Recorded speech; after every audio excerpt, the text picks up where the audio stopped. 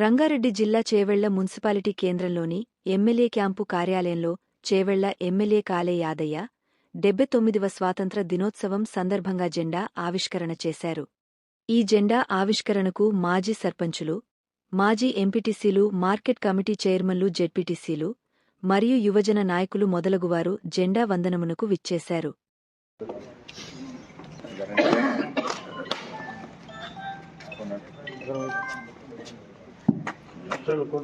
सावधान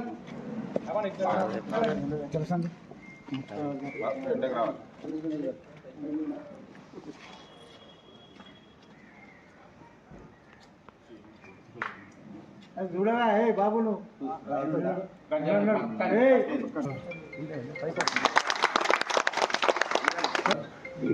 हिमाचल जय हे भारत भाग्य विधाता जय हे जय हे जय हे जय जय जय जय बोलो स्वतंत्र भारत की जय।